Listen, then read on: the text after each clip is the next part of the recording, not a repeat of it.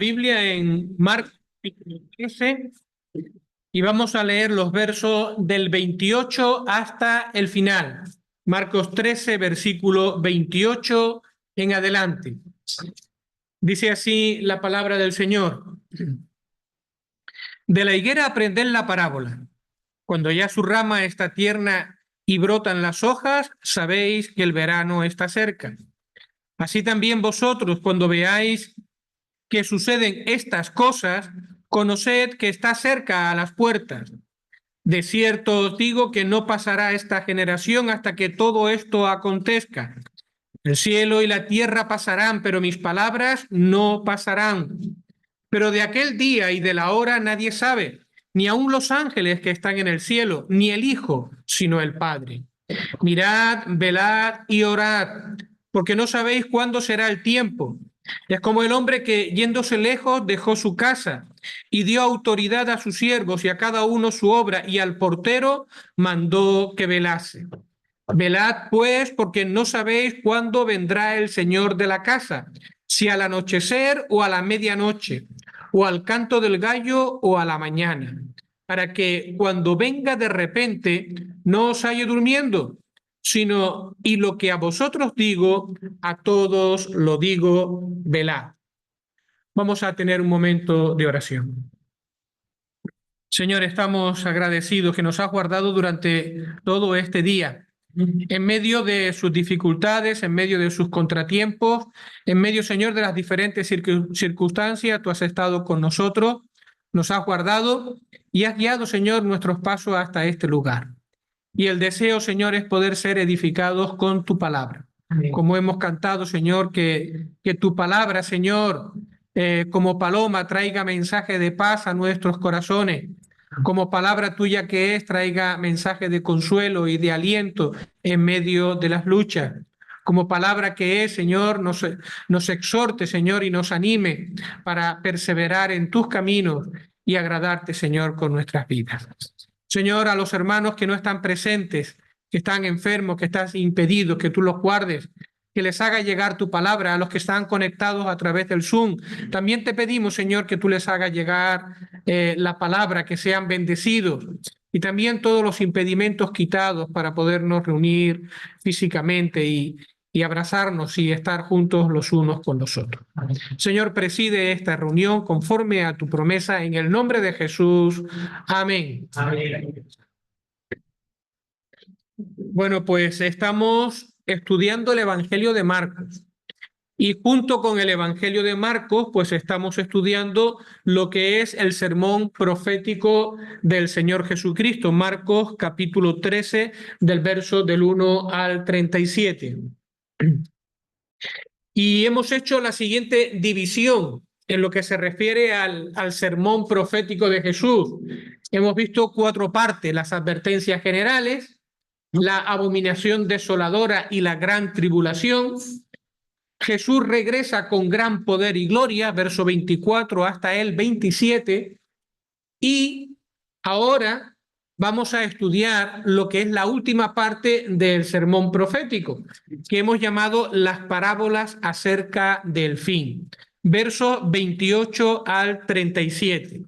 El tema son una serie de advertencias y exhortaciones al final de la parte profética del sermón que el Señor dirige a los cristianos y que tienen una vigencia en cuanto a sus principios, en cuanto a la exhortación que es para los creyentes de todos los tiempos. Bueno, pues el pasado domingo comenzamos con estas aplicaciones y exhortaciones finales, los versículos que van desde el 28 hasta el 37.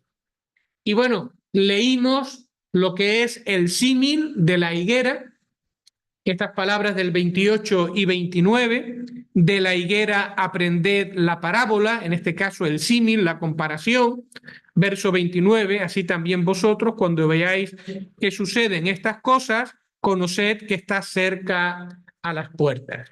¿Qué fue lo que dijimos? Bueno, pues dice, cuando veáis que suceden estas cosas, ¿qué cosas suceden?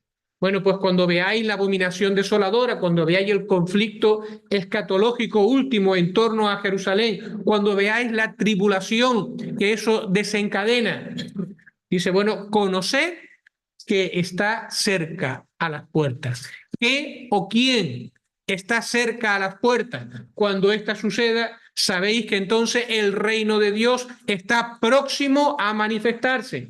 El regreso del Mesías es inminente.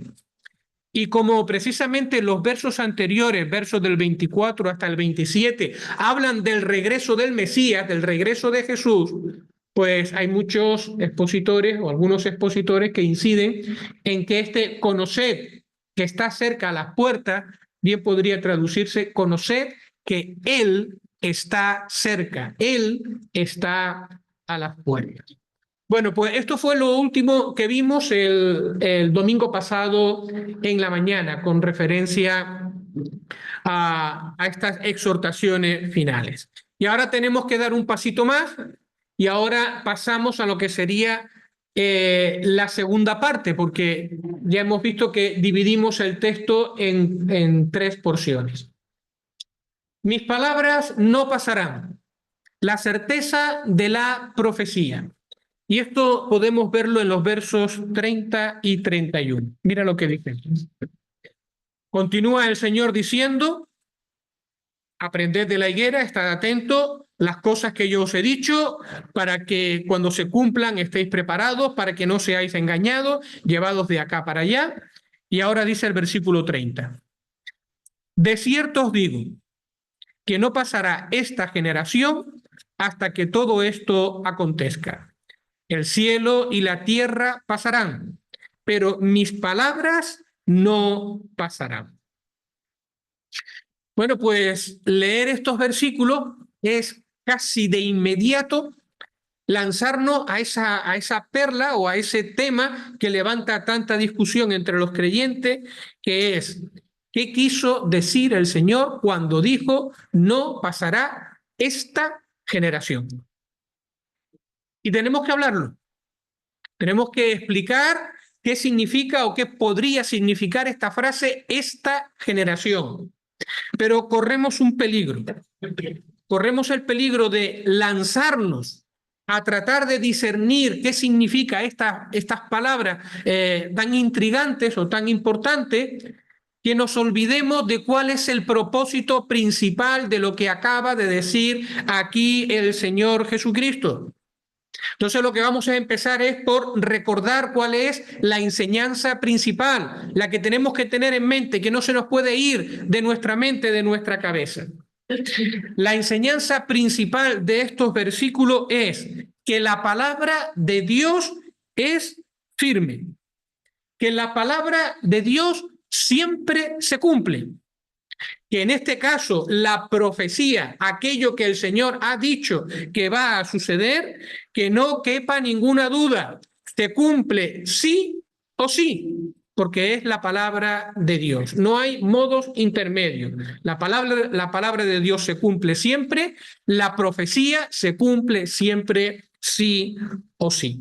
Esta es la enseñanza que tenemos que retener en la mente, porque después tiene muchas aplicaciones a nuestra experiencia como cristianos. Este énfasis que quiere dar el Señor Jesucristo en cuanto a que la palabra de Dios o la profecía, en este caso, se cumple sí o sí, se ve en dos detalles. Se ve primero en la solemnidad de las palabras que utiliza, la forma en que empieza el Señor Jesús. Mira, el versículo 30. De cierto os digo, dicen los eruditos, ¿verdad? Dice, en griego se leería amén, os digo. Amén, os digo. Es decir, se puede traducir así, solemnemente os declaro que, solemnemente os declaro que, os aseguro con toda certeza que, en verdad os digo que. Es decir, la declaración que voy a hacer es cierta. Y ya sabemos que tiene que ver con relación a que la palabra de Dios, la profecía, en este caso, se cumple. La otra manera en que vemos cómo el Señor imprime solemnidad o certeza a esta afirmación, la palabra de Dios se cumple, es con la referencia que hace al cielo y la tierra. Versículo 30. Perdón, versículo 29. De cierto os digo, y ahora, sí, ahora dice en el verso 31, perdón. El cielo y la tierra pasarán, pero mis palabras no pasarán. ¿Se dan cuenta qué hermosa, qué preciosa son las palabras, lo que acaba el Señor de afirmar aquí? Miren, ¿qué cosa hay más firme que la tierra y el cielo? Los hombres miran a las montañas y ven en ella un lugar de refugio, un lugar de seguridad, y miran los astros y miran el sol todopoderoso. La mayor tragedia que podría suceder sería que el sol se conmoviera o que el sol sufriera algún cataclismo. Se mira a la naturaleza y se mira a la tierra y se mira a los cielos como cosa que es firme. Y sin embargo, a pesar de su aparente firmeza, la Biblia enseña que los cielos y la tierra pasarán. ¿Por qué? Pues la ciencia nos lo dice. La ciencia nos dice que las montañas, a pesar de su fortaleza y de la seguridad que ellas imprimen, están sujetas a la erosión. Y según van pasando los años, se van envejeciendo. Y los cielos se van pasando y el sol se va apagando. Y por lo tanto la ciencia te dice que un día todas estas cosas van a pasar. Pero no es solamente que el cielo y la tierra pasarán porque envejecen por el paso del tiempo. La roca más fuerte, la roca más sólida, tiene que sufrir la acción del agua y del viento y del calor y del frío, la erosión. Y la roca más sólida que tú veas corre el peligro de partirse en cualquier momento. Bueno, pues no solamente que pasarán porque están sujetos al paso del tiempo, sino que pasarán porque están en las manos de Dios y Dios ha determinado un día en el cual estas cosas han de pasar tal y como las conocemos. Hay un versículo muy hermoso, Salmo 102, verso 25 al 27. El Salmo 102 y verso 25 al 27. Mira lo que dice aquí la palabra de Dios.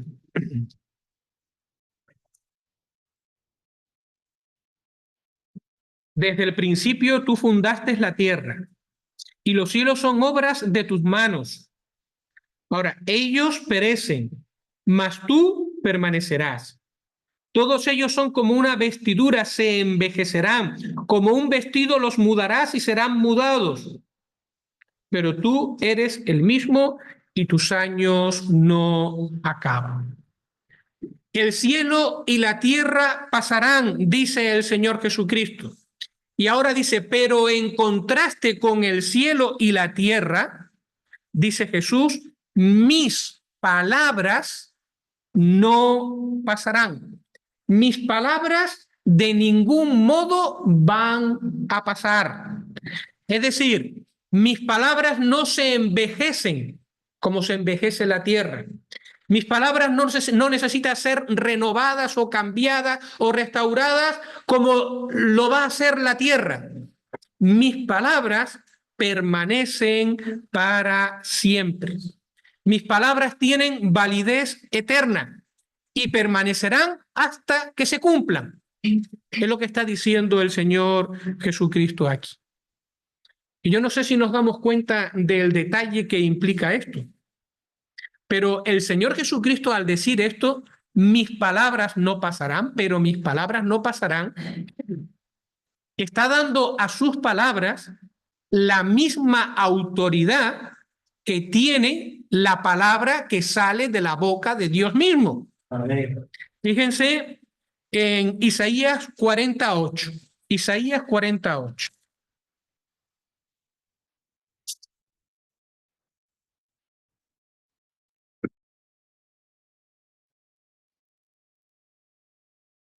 sécase la hierba, marchítase la flor, y ahora ¿qué dice? Mas la palabra del Dios nuestro permanece para siempre. Mira lo que dice Primera de Pedro 1:23.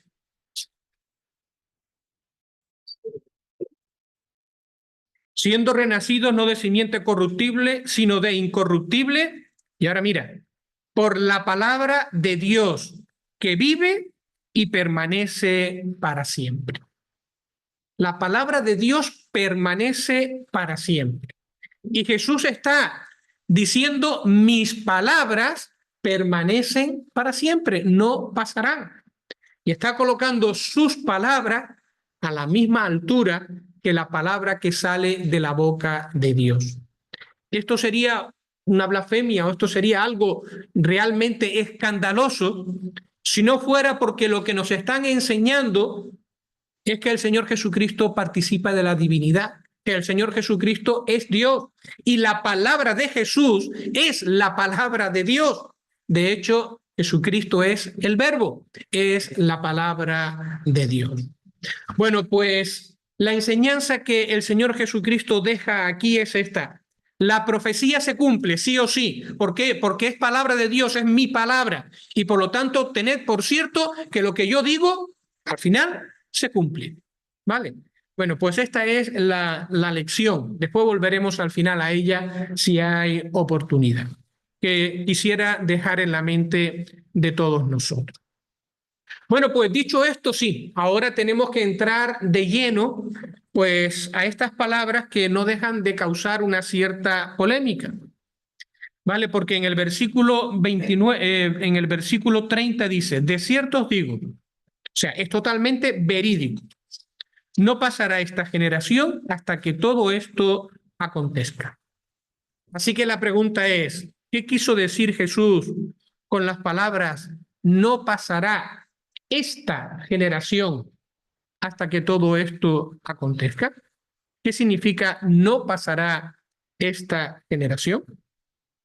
Bueno, pues nos vamos a un diccionario en este caso de palabras griegas, palabras hebreas, y buscamos la palabra que en la Biblia se usa para generación, y allí dice que generación significa progenie, linaje, descendencia, que generalmente se relaciona con un periodo cronológico de tiempo, se suele hablar de 40 años, que en hebreo la palabra para generación es esta palabra que aparece aquí, dor, que significa pues algo parecido, generación, gente, época, edad, ¿vale? Todas las palabras que en el Antiguo Testamento en hebreo es dor, generación, pues se traducen al griego, empezando por la Septuaginta, con la palabra genea, que es la palabra griega que aparece aquí. Así que esta es la palabra, ¿vale? Que es objeto de polémica. Después avanzamos un poquito más y vamos a algún buen diccionario que tenga, pues, estudio de los términos, de cómo se utilizan las palabras en la Biblia. Y en este caso, bueno, pues encontré uno que decía más o menos lo siguiente. Dice, el significado de esta palabra generación. Su significado primordial es cronológico. Es decir, una generación está relacionado con un periodo de tiempo. De ahí, de estar relacionado con un periodo de tiempo, viene a designar a los hombres o a las personas que viven dentro de un periodo de tiempo. Después viene a designar la posteridad o la descendencia en ese periodo de tiempo, pues las sucesiones de grupos de personas, uno detrás de otro, que se van sucediendo. Y finalmente también se utiliza para designar a un grupo humano que tiene alguna característica particular, un grupo humano que está unido por algo, en este caso algún aspecto moral, sea bueno o sea malo. Así que esa palabra, que ya vimos antes, significa linaje, significa tal, significa cual. Se utiliza de todas estas maneras a lo largo de la Biblia, a lo largo de las Escrituras. Bueno, a ver, ¿Qué ocurriría si nosotros entendemos que esta generación se refiere al grupo de personas que viven en el momento en que Jesús enseñó? Esta generación son las personas que vivían cuando Jesús enseñó. ¿Qué significaría o qué implicaría eso? Bueno, pues si está hablando de las personas que estaban vivas cuando Jesús predicó y que podemos decir que estarían vivas en los 40 años siguientes aproximadamente, pues esto significa que estas personas tendrían que ser testigos de todas estas cosas. ¿Se acuerdan? Todas estas cosas que se han dicho antes. Y por lo tanto tendrían que ser testigos de la destrucción del templo, tendrían que ser testigos de la gran tribulación, tendrían que ser testigos también de la venida del Señor Jesucristo, de todas estas cosas. ¿Qué podemos decir? Bueno, pues efectivamente, esa generación fue testigo de ese primer cumplimiento de la profecía. Es decir, esa generación, sí, en los 40 años siguientes fue testigo, porque en el año 70, de lo que fue la destrucción de Jerusalén, del conflicto alrededor de Jerusalén por causa de los romanos. Y fue además testigo o padeció la gran persecución o la gran tragedia, la gran destrucción que eso significó para los israelitas, especialmente para los que estaban en el territorio de Judea. Pero esa generación no vio la venida del Señor Jesucristo en poder y gloria, o con poder y gran gloria. Por lo tanto, la primera conclusión sería, pues el Señor Jesucristo no está hablando de esa generación, porque esa generación no vio al Señor Jesucristo venir con poder y con gloria. Sin embargo, y esto para mí fue en su momento, cuando empecé a leerlo y a verlo, fue una sorpresa, pero ya es de antiguo, o sea, quiero decir que ya tiene algunos años de historia. Hay quienes argumentan que sí, que también pasó, que aquella generación que estaba viva en el año 70 también vio al Señor Jesucristo venir en poder y gran gloria. Lo que pasa es que tienes que cambiar tu idea de lo que es Jesús vino en poder y gloria. No entenderlo del modo tradicional que lo hemos venido entendiendo o enseñando hasta ahora, sino que hay que verlo como una reminiscencia del lenguaje del Antiguo Testamento, de cuando Dios venía en juicio sobre una nación o cuando Dios venía en juicio sobre alguna ciudad o pueblo en concreto. Y entonces ellos concluyen, sí, Jesús vino con poder y gloria. ¿Cuándo? Cuando se manifestó Jesús en su poder en la destrucción de Jerusalén. Él vino, pero él vino en juicio, con poder y gloria, pero en juicio sobre Jerusalén. Allí expresó su poder y gloria. ¿Y todos lo vieron? Sí, claro, todos lo vieron, porque todos lo observaron y además lo lamentaron y lo sufrieron. Todos los que estaban allí experimentaron aquella destrucción. ¿Y qué de los ángeles que dice que vienen con el Señor y que recogen a los escogidos? Esos son los predicadores del Evangelio que salen por el mundo y que recogen o reúnen en el pueblo de Dios a todas las personas que creen en el Evangelio. Y esta es la manera en que algunos hermanos, con todo el respeto, pues dicen que sí, que todo esto se cumplió en el año 70 y que esta generación es esa, la que vivió en los días de Jesús. Y sin embargo, a pesar de que es cierto que tiene un cierto grado de popularidad, personalmente, he leído hermanos que lo defienden, ¿vale? Y te lo explican bien. Pero no deja de hacerle justicia. Esa explicación no le hace justicia al texto. Y en algunos casos es incluso forzada, ¿vale? Es una explicación que como que hay que meterla con un poquito de calzador. Yo tengo aquí algunas algunas objeciones, ¿no? a esta manera de enfrentar el tema. Por ejemplo, si esta generación es la de Jesús y vio tanto la destrucción como la venida del Señor Jesucristo en poder y gloria, aunque sea en juicio, aunque sea eso en juicio, se cumplió Mateo 24, 27, cuando vinieron los romanos en el año 70. Vamos a leer Mateo 24, 27.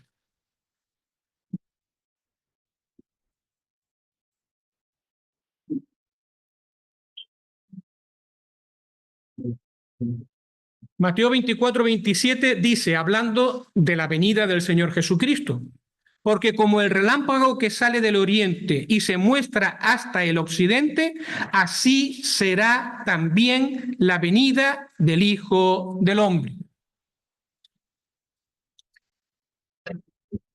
Yo no sé si en el año 70, cuando Jerusalén fue destruida por los romanos, toda la tierra habitada escuchó hablar de aquel suceso. Imagino que sí, porque aquello fue un gran acontecimiento y además los romanos se encargarían de que llegara a todos los rincones para que todos supieran lo que pasaba con aquellos que se atrevían a levantarse contra Roma. Pues sí, todos se enteraron. Corrió por toda la tierra, por lo menos por toda la tierra conocida o que formaba parte del imperio, ¿vale? Pero ¿cuántas de esas personas relacionaron el hecho con la venida del Hijo del Hombre? ¿Cuántos fueron conscientes de que era el Hijo del Hombre? Porque el propósito que tiene aquí hablar del relámpago que se ve de un sitio hasta otro es de que va a ser algo que todos van a ver, todos van a identificar y no va a haber ninguna duda de que no es Roma la que muestra su esplendor, es el Hijo del Hombre que viene en poder y gloria. O sea, el contexto es un contexto escatológico, es decir, está apuntando al regreso del Señor Jesucristo al final de los tiempos. Seguimos en Mateo, porque quiero hacer una relación de texto. Mateo 24, 30. Dice, entonces aparecerá la señal del Hijo del Hombre en el cielo, y entonces lamentarán todas las tribus de la tierra y verán al Hijo del Hombre viniendo sobre las nubes del cielo con gran poder y gloria. Esto se cumplió, dicen, cuando Jerusalén fue destruida, porque se manifestó el Hijo del Hombre en juicio sobre Jerusalén. Pero, este versículo tiene su eco un poquito más adelante. Pasamos al capítulo 25 y al verso 31. Es un eco de las palabras que acaba de pronunciar el Señor.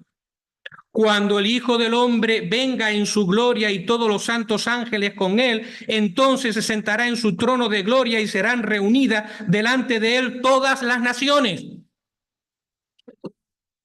Esto es un contexto escatológico. Está hablando de la venida del Señor Jesucristo en poder y gloria, no de algo que sucedió en Jerusalén en el año 70. El Señor está pensando más allá. Pero además nos vamos a Apocalipsis capítulo 1 y el versículo 7.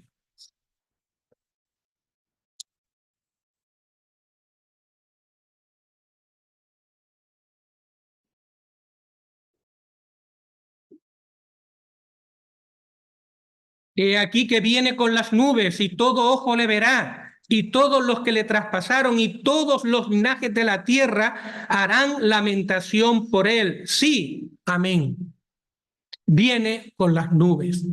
Y nosotros de nuevo vemos este versículo y vemos cuál es el contexto en el que está dicho, y a pesar de que pueda haber una interpretación preterista de una parte del Apocalipsis, esto es escatológico.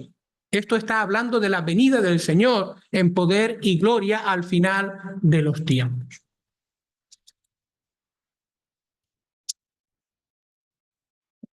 Capítulo 24 y 25 de Mateo forman el Sermón del Monte. Nosotros en Marcos solamente tenemos un capítulo, el 13, pero Mateo recordó o escribió, puso por escrito 2 capítulos enteros, el 24 y el 25. Y cuando empieza el capítulo 25 no ha cambiado de tema. El capítulo 25 sigue hablando de la venida del Señor Jesucristo. Y todo el capítulo 25 sigue hablando de cómo estar preparados para cuando el Señor Jesucristo venga en poder y gloria. No a juzgar Jerusalén en ese momento de la historia, no, sino cuando Él venga, Él se manifieste para reinar en este mundo. No se puede separar el 24 y el 25 por otro lado. Y en el 25 está el juicio de los gentiles. Ese verso 31. Y cuando el Hijo del Hombre venga en su gloria con todos los ángeles con él, entonces se sentará en su trono de gloria y serán reunidas todas las naciones. Y se habla de heredar el reino preparado para vosotros desde la fundación del mundo. Es escatológico. Es decir, hablando del final de los tiempos. ¿Cuál es entonces la conclusión? Bueno, pues creo que la expresión esta generación, el significado no hay que buscarlo en la generación inmediata que estaba viva en los tiempos del Señor Jesucristo, sino que el Señor Jesucristo está apuntando en otra dirección. No está apuntando a su generación presente, aunque parcialmente sí vieron lo que era la destrucción primera de Jerusalén y el sufrimiento primero que eso trajo. Va más allá de una referencia a las personas vivas en los tiempos de Jesús. Y llegado a este punto, solamente yo creo que tenemos dos posibilidades a la hora de entenderlo. En primer lugar, esta generación se refiere a la raza o al linaje judío. No pasará este pueblo, esta descendencia, es decir, este linaje pervivirá hasta que todas, a lo largo de la historia, hasta que todas estas cosas sucedan. En este caso, pues tendríamos que recordar uno de los usos o maneras de utilizar en la Biblia la palabra generación. ¿Se acuerdan? No siempre es cronológico, sino que también se utiliza para hablar de algún grupo de personas que están unidas por una característica en particular. Y en estos casos el aspecto cronológico o de tiempo queda en segundo plano. Lo que importa es el grupo que pervive, que está unido por una determinada característica. También es un uso que está ahí. Entonces, bueno, pues como ejemplo tenemos el Salmo 14, versículo 5.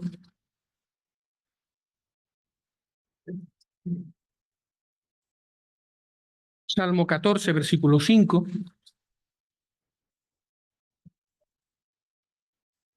Ellos temblaron de espanto porque Dios está con la generación de los justos. Y esto es atemporal. Dios está con la generación de los justos. Es decir, es un grupo de personas que está unida por una característica, en este caso por la justicia, por ser hombres y mujeres temerosos de Dios. Salmo 12 y versículo 7, por estar cerca. Tú, Jehová, los guardarás, de esta generación los preservarás para siempre. En este caso está hablando de también los justos y que los va a preservar. En este caso, en la generación hace referencia a los malvados. Los justos van a ser guardados de los malvados. ¿Cuándo? Solamente en ese momento, pues palabras que trascienden lo que es el aspecto cronológico. Está hablando de una clase de personas que son guardadas permanentemente por Dios. Marcos capítulo 8 y verso 38.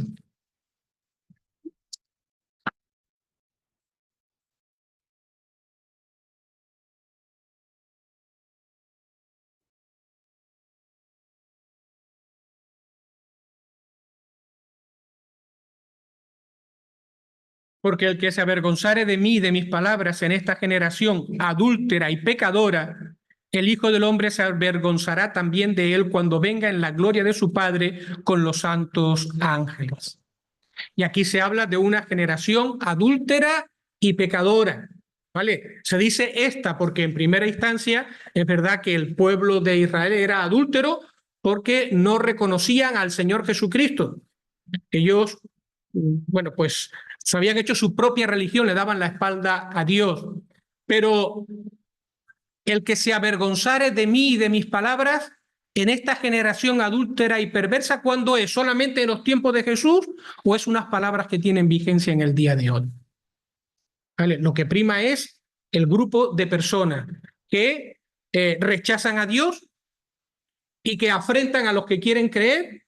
Y Dios dice, el que cree y no tiene temor de estas personas, esa persona será recompensada. En esa misma línea, Filipenses capítulo 2 y versículo 15.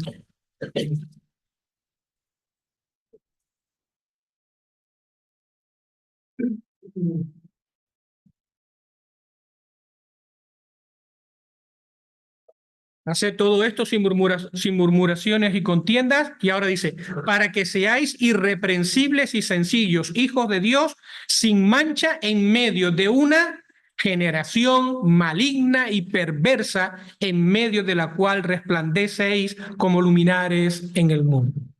Y de nuevo, la idea ya no es cronológica, es un grupo de personas que están unidas por una característica, la malignidad, la perversidad.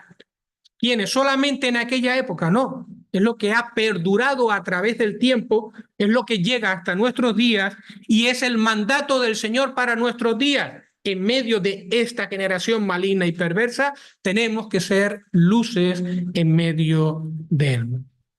Así que, bueno, pues en este caso se fija entonces en lo que es la característica que une al grupo de personas. Y entonces, en este sentido, bueno, pues se piensa en la nación judía o el linaje que ha ido perpetuándose a través del tiempo de la nación judía. Y el Señor está diciendo, mira, esta generación, este linaje, a pesar de los ataques, a pesar de los intentos por destruirlo, a pesar de las persecuciones, a pesar del odio acumulado en el tiempo y de los pueblos contra ellos, ellos van a permanecer hasta el final y van a ser testigos de todas estas cosas. Porque yo tengo planes para ellos. Sería el otro punto. Yo tengo planes para ellos, aunque sea, como también es otra manera de verlo, aunque sea una generación que va perviviendo a lo largo del tiempo, una generación incrédula. Pero van a ir y van a pervivir y van a ver todas estas cosas. Y ya hemos dicho de que dentro de el plan de Dios está el que finalmente el remanente será salvo y habrá un grupo entre los judíos que se convertirá al final de los tiempos. Una referencia a la raza o al linaje. Esta generación va a pervivir en medio del tiempo a pesar de la oposición. Y en segundo lugar, hay quienes dicen que también puede ser una referencia a la generación que esté viva en el momento en que las profecías se cumplan. Recordamos aquí, bueno, pues recordamos aquí los dos niveles que tiene la profecía. Ya dijimos en su momento, el sermón el sermón escatológico tiene un nivel inmediato porque se cumplió en el año 70 y un nivel escatológico que culminará con la venida del Señor que tiene que ver con el tiempo del fin. Por lo tanto, hay una superposición o puede haber una superposición de los dos momentos, el plano inmediato y el plano escatológico. Y entonces esta generación es una referencia a los que estarán vivos en el momento en que sucedan estas cosas, empezando por la destrucción de Jerusalén, conflicto de Jerusalén y la intervención del Señor Jesucristo apareciendo en los cielos con poder y gran gloria. Bueno, pues, ¿cuál es la más correcta? Yo me inclino a que hace una referencia al linaje de Israel. ¿Vale? Que la nación de Israel, a pesar de, va a pervivir en el tiempo y serán testigos de todas estas cosas. Pero También hay hermanos pues, muy capacitados que hablan de que es una referencia directa a los judíos que estén vivos en el momento en que estas cosas ocurran. Interesante. Yo creo que sí. Y si hay alguien que es de una opinión o es de otra, pues ahora podemos empezar a tirarnos versículos unos a otros. Pues mira lo que dice aquí, mira tal. Y de nuevo podemos perdernos en esa discusión. Pero que este tema no oscurezca, como hemos dicho, el mensaje principal de estos versículos. La palabra de Dios es verdadera. De una o de otra manera, la palabra de Dios siempre se cumple. Si hablamos de profecía, la palabra de Dios se cumple sí o sí. Si hablamos de promesas, la palabra de Dios se cumple sí o sí. Si hablamos de afirmaciones, de verdades, esas cosas son ciertas y suceden sí o sí. ¿Me explico? No lo vamos a leer, a buscar porque ya el tiempo ha avanzado. El que cree en el Hijo de Dios, el que cree en el Hijo tiene vida eterna. Pero el que rehúsa creer en el Hijo no verá la vida, sino que la ira de Dios está sobre él. Juan 3:16. Palabra de Jesús. ¿Esto es cierto, sí o sí? Y si hay alguno que no ha creído en el Hijo de Dios, sabe que la ira de Dios está sobre él, porque está oponiéndose a la salvación, a la provisión de Dios para su vida. Pensaba en otro versículo que hay en Juan también, cuando nos habla de que todo aquel que cree está en la mano del Padre y el Padre lo cuida. Nadie nos puede arrebatar de la mano del Padre. Eso es una afirmación. Eso es cierto, sí o sí, porque lo que Jesús dijo es cierto, es palabra de Dios y se cumple. Por lo tanto, nada ni nadie nos puede arrebatar de las manos del Padre. Lucas capítulo 1, versículos 31 y 32. Este es un texto que se ha hecho mucha referencia los martes durante la reunión del libro. Sale a relucir con una cierta frecuencia. Y mira lo que dice allí. Y ahora concebirás en tu vientre y darás a luz un hijo, y llamarás su nombre Jesús. Este será grande y será llamado Hijo del Altísimo. Y ahora mira, y el Señor Dios le dará el trono de David, su padre. Esto es profecía. ¿Se cumple? ¿Sí o sí? ¿Por qué? Pues porque la palabra del Señor permanece para siempre. El cielo y la tierra pasarán, pero mis palabras permanecen para siempre. La palabra de Dios no se puede alterar añadiendo o restando, ni tampoco se puede intentar mejorar. Se hace vieja y hay que renovarla. Lo que está escrito, y Dios es fiel a su palabra. Y este versículo sí me gustaría que lo leyéramos juntos y terminamos. Número capítulo 23 y verso 19. Número 23 y versículo 19.